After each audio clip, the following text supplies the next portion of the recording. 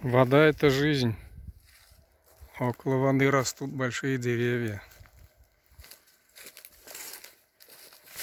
Это еще одно село Камышлинского района.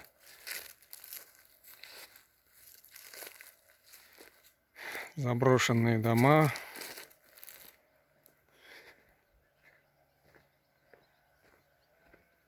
Все уже приходит в упадок. Хотя 5 лет назад здесь было еще по-другому.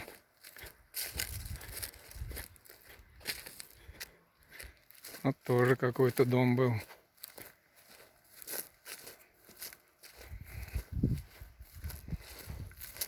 Даже хотели его продать.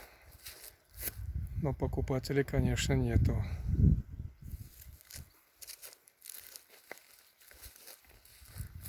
Вот здесь еще живут.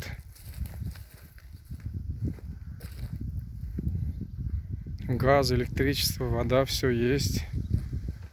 А вот в этих домах уже никто не живет. Хотя 5 лет назад там жили, видите, кирпичный дом.